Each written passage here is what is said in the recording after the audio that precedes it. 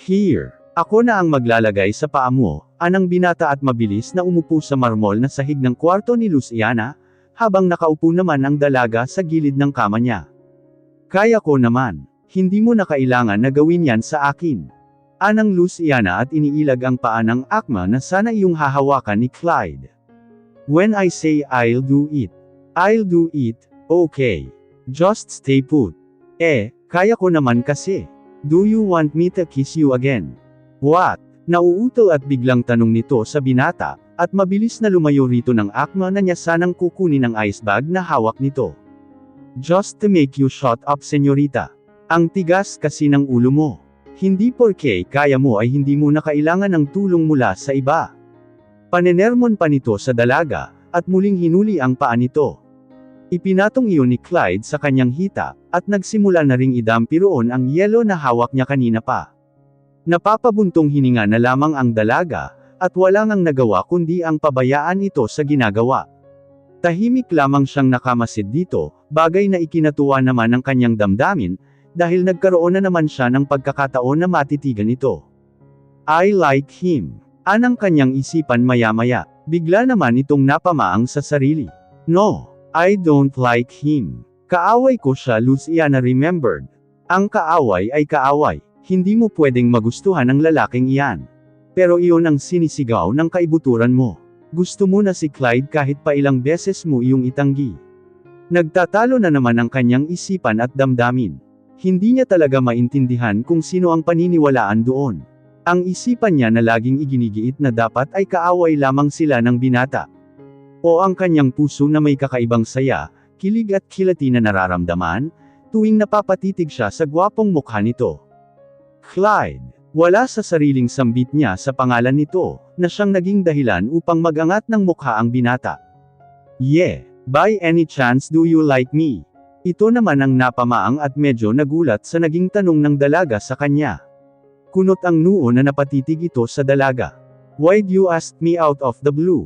Balik na tanong niya rito. Wala. Just forget about it, anang Luciana at mabilis na inalis ang paa sa ibabaw ng hita nito. Tumayo sa kanyang pwesto, at naglakad palapit sa kanyang bintana. Pwede ka nang umalis. Salamat, saad nito na hindi man lang nagawang tapunan ng tingin si Clyde. But, please, gusto kong magpahinga, turan nito. Wala naman nagawa si Clyde. Inilapag nito sa ibabaw ng kama ang ice bag na kanyang hawak, at walang palem na nilisan ang kwarto ng dalaga. Are you insane? Bakit tinanong mo siya ng ganun? Nasisiraan ka na ba, Luciana? Nakakahiya ka. Alam mo naman na may girlfriend ang tao, May panenermon pang saad nito sa sarili. Hay, ewan ko ba sa'yo? Sa dinamirami ng pwedeng magustuhan mo, sa lalaking iyon pa talaga. Is she okay now? Nag-aalalang tanong ni Nathaniel sa binata, nang makasalubong niya ito sa hagdan. I think so, tipid na sagot naman nito. Wait, are you okay? It seems that. Of course. Bakit naman ako hindi magiging okay? Anito na sinabayan pa ng malalim na buntong hininga. I just need some fresh air, aniya at muling nagtuloy sa paglalakad. Lumabas ito sa mansion at sa garden nagparot-par ito ang lakad, na tila ay hindi mapakali. Para bang nasisilihan ito. Makailang beses na rin itong napapahilamo sa sariling palad, at ginugulo ang sariling buhok. Magtatanong tapos hindi naman tatapusin ang usapan. Anong gusto niyang mangyari sa akin? Mabaliw kakaisip sa tanong niya. Anito sa sarili. Muli itong nagpakawala ng mabigat na buntong hininga, at nakapamulso na tumingala sa malawak na kalangitan. Por favor enamorate de me, mi amor. Please, fall in love with me, my love. Tila nahihirapan at mahinang sambit nito sa hangin. Maya-maya ay napangiti rin ito ng mapakla na sinundan din ng pag-iling. How I wish you can. Papa, hindi naman na po kailangan na maghanda. Princess, ito ang kauna-unahang birthday mo ulit dito sa mansion, after the long time. Kaya sana pagbigyan mo na ako sa kahilingan ko. Gusto ko lang naman na bumawi sa 8 taon na hindi ko naibigay sa iyo ang birthday party na dapat ay para sa iyo, anang Don Ramon sa unikahihan nito, habang pareho silang nakaupo sa isang sofa na nasa loob ng library nito. Hindi naman kasi mahalaga yun para sa akin, Papa. Ang importante ay nandito na ako, at magkasama na tayo. But for me it is hiha. So please, pagbigyan mo na ang papa, giit pa nito sa dalaga. Napakibit-balikat na lamang si Luciana sa kanyang ama. Mukhang wala nga siyang mapapala kung patuloy pa rin siyang makikipagdebate rito. Pero huwag na yung masyadong magarbo papa. Okay na yung mga tauhan natin ang bisita. Sure. Iyon talaga ang plano ko, nakangiti na ito ng malapad sa anak. And about my favor, ipapaalala ko lang sa'yo, baka kasi nakakalimutan mo na, dagdag pa nito. Napapabuga na lamang ng hangin ang dalaga, at napaismid sa ama.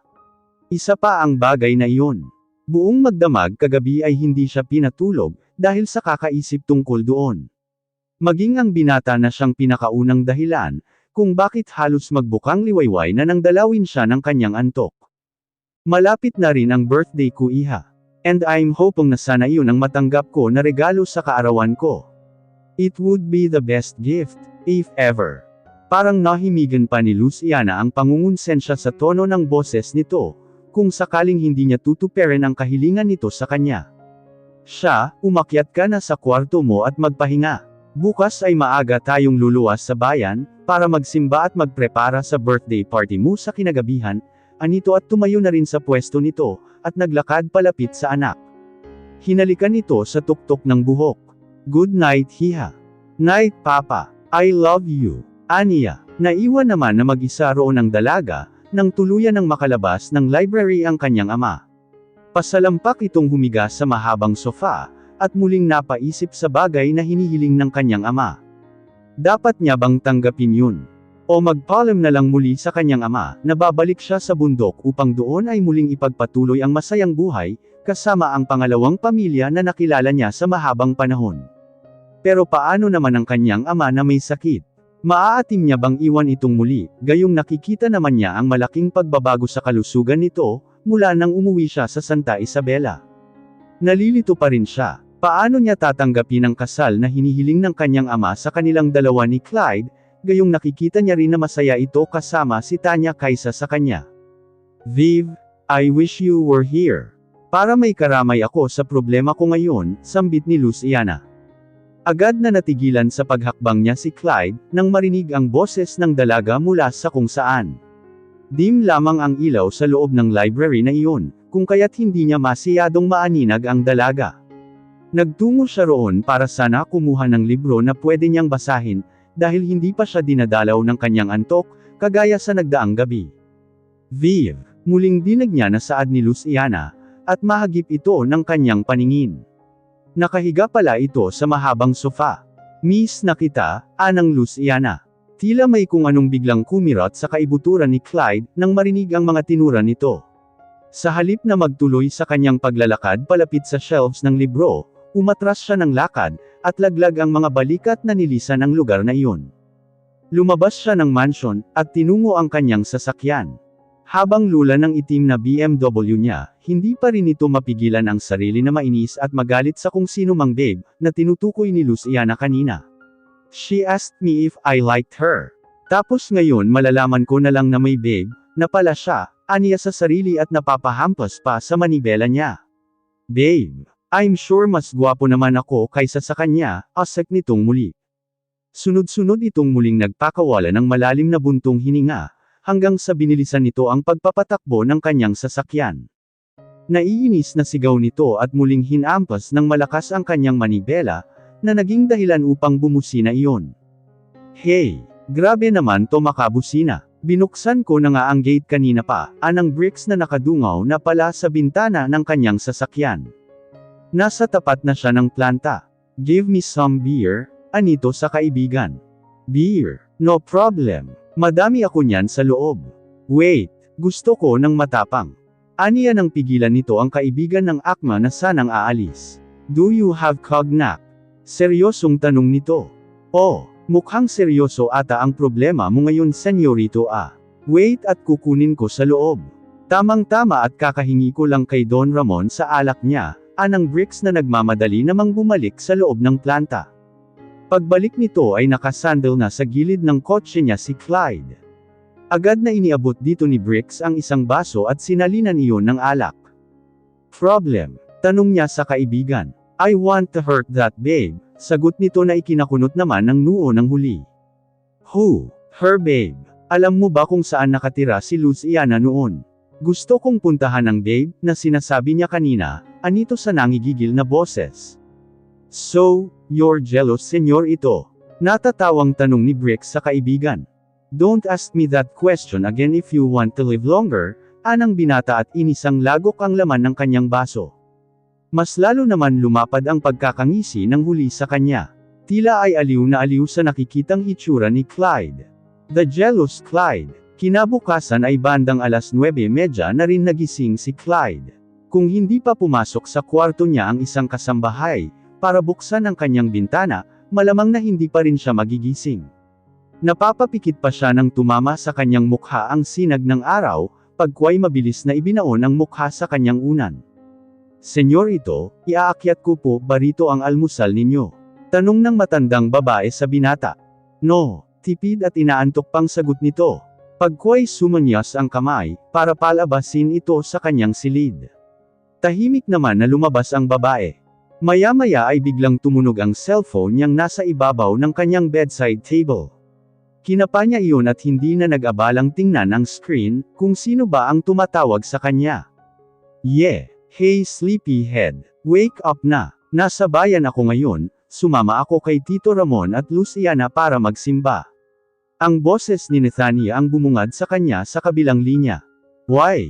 Is it Sunday today? No. Ang sabi ni Tito Ramon it's Luciana birthday. Gigisingin sana kita kanina para sumama ka. Kaso, lasing ka raw kagabi. Anito? Mabilis na umangat ang ulo ni Clyde, mula sa pagkakapilig sa kanyang unan, at wala sa sariling napaupo sa kama. Inilayo niya saglit sa kanyang tainga ang aparato, at tiningnan ang kalendaryo roon. Exactly. It's April 20. It's her birthday today. Muntikan niya nang makalimutan, kainis na selos na yan sa nagdaang gabi. Where is she? Excited pang tanong nito sa dalaga. Parang biglang nawala ang kanyang antok. Nang sumagi sa kanyang utak ang hitsura ni Luciana. She's in the altar. Kausap si Father. Can you please send me a picture of her? Anito na tila ay nahihiya pa sa kaibigan. Mabilis naman niyang nahimigan ang tawa nito, mula sa kabilang linya.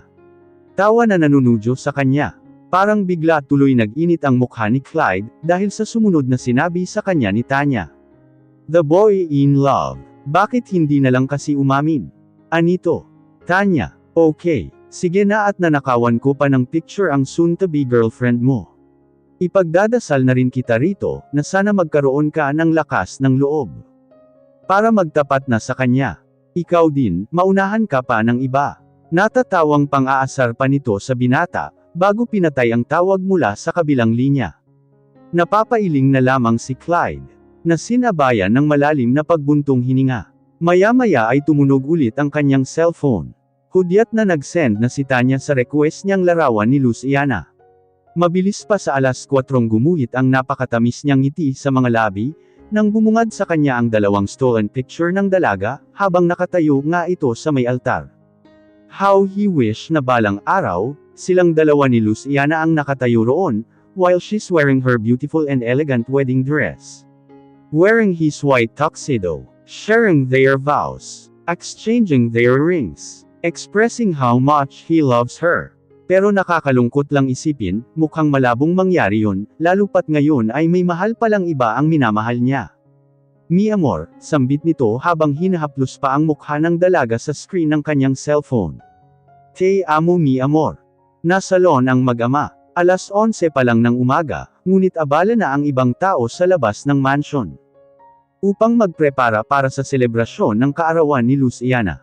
Lumapit sa sofa na kinauupuan ng kanyang papa ang dalaga. Pa, yeah. Tugon nito na agad din namang ibinaba ang hawak nitong libro, para harapin ang anak. Pwede po ba akong humiling sa inyo? Anang Luciana. Sure. What is it? Anything anak. Gusto ko po sanang, ipasundo sina Nanay Amelia at Tatay Landon sa bundok. Gusto ko po kasi silang makasama mamayang gabi, may paglalambing pang saad nito sa kanyang ama. Iyon lang ba? No problem. Ngayon din ay ipapasundo ko sila kay Habib. Talaga pa, pati po si Viv. Namimiss ko na po kasi siya, excited pang saad nito at tumabi sa kanyang ama. Salamat pa. I love you. Aniya na agad ding pumulupot ang mga kamay sa braso ng Don Ramon, pagkway hinalikan ito sa pisngi. Agad na nagtagis ang bagang ni Clyde nang papasok na sana siya sa salon, pero mabilis na natigilan nang marinig ang pag-uusap ng Don Ramon at anak nito. Nagpupuyos sa selos ang kanyang dibdib, nang muli niya na namang marinig mula sa dalaga ang babe, na iyon. Malangaling ang lapitan niya ito, at kumprontahin tungkol sa bagay na iyon, ngunit ang nakakalungkot lang na katotohanan, ay wala naman siyang karapatan na gawin iyon. Dahil unang-una, walang sila ng dalaga. Pangalawa, siya lang ang may nararamdaman para kay Luciana, pero wala itong nararamdaman para sa kanya.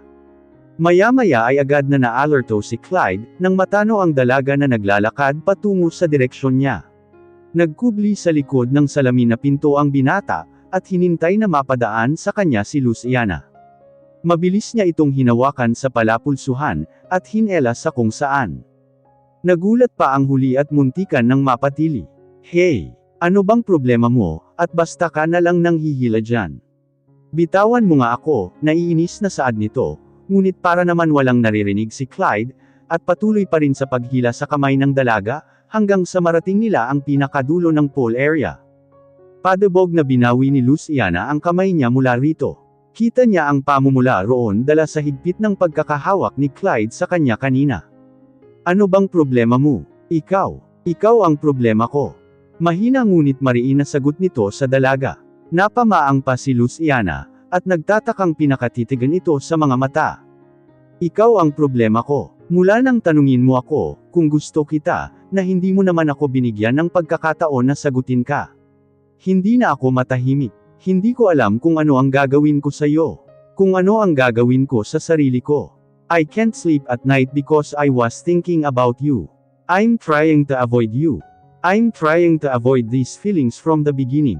But in the end, I don't know, litanya nito sa dalaga na mas lalo namang nagpagulo at nagpalito rito. Halos mag-isang linya na ang mga kilay ni Luciana, at pilit na hinuhuli kung ano ba ang ibig iparating ng mga sinabi nito sa kanya. All I know is that, I like you Luciana. Hindi, mahal na kita Luciana, kaya ako nagkakaganito sa iyo. Pagtatapat nito sa dalaga, nang biglang lumamlam ang hitsura nito. Naging panatag ang boses. Ang mga mata nitong nagniningning, habang nakatunghay sa mga mata ni Luciana. Ramdam ng dalaga ang malakas na pagkabog ng kanyang dibdib, habang pilit na nilalabanan ang mga titig ni Clyde sa kanya. She can't speak. She can't move her body. Kahit ang dulo ng kanyang mga daliri, ay hindi niya rin may galaw dahil sa mga revelasyong naganap ngayon, sa pagitan nila ng binata. Hindi niya inaasahan ito. Clyde is now confessing his feelings for her. Is this true? But then I found out that you had a boyfriend. Muling nagbago ang ekspresyon sa mukha ni Clyde. Mula sa malamlam na aura, ay biglang nalungkot ito dahil sa huling mga sinabi sa dalaga. I had a boyfriend. Nauutal at hindi makapaniwalang tanong ni Luciana. Yeah, the one you called babe, last night at the library. And, kanina habang kausap mo ang Don Ramon. Turan nito na muling napataas na naman ang tono ng boses, dahil sa babe na iyon. Naririndi talaga siya, parang gusto niya talagang manapak ng tao. Agad naman napangiti ng mapakla si Luciana, nang sa wakas ay tuluyan ng nag-sink in sa kanyang utak ang mga nangyayari ngayon sa kanila ni Clyde. Babe ha, so, are you jealous kung boyfriend ko man ang babe, na sinasabi mong narinig mo? Mabilis na napatiim bagang si Clyde, at muling tinapunan ng matalim na tingin ang dalaga, habang nakataas ang kilay nito sa kanya, at nakapamaywang pa. Yeah, walang pag-aalinlangan na sagot nito. Yeah, I'm jealous, because like what I've said, mahal na kita Luciana. And nasasaktan ako dito, anito na itinuro pa ang tapat ng kanyang dibdib. Nasasaktan ako kasi may mahal ka palang iba. Kung alam ko lang, sana hindi ko nalang pinayagan ang puso ko na mahalin ka, saad nito pagkuay walang palem na tinalikuran ang dalaga at iniwan ito roon. Clyde. Natatameme naman si Luciana na sinundan na lamang ng tanaw ang papalayong balto nito, hanggang sa makapasok na ito sa pintong nilabasan nila kanina. Kanina pa hindi mapakali si Luciana sa loob ng kanyang kwarto. Parot-par ito ang kanyang lakad. Hindi pa rin mapanatag ang pagtibok ng kanyang puso. Ang ngiti sa mga labi niya, na hindi na rin mapalis at tila ay sinadya na talagang iguhit iyon doon. Muling tumalon sa kanyang kama ang dalaga, at ikinulong sa kanyang unan ang mukha, para doon ay muling tumili ng malakas. Clyde! Kinikilig na sigaw nito sa pangalan ng binata. Maya-maya ay tumihaya ito. Lord, ang ganda naman po ng birthday gift ninyo sa akin. Oo na po, inaamin ko nang gusto ko rin siya. Gusto ko na si Clyde. Aniya habang nakatitig sa kisame at magkasalikop ang dalawang palad.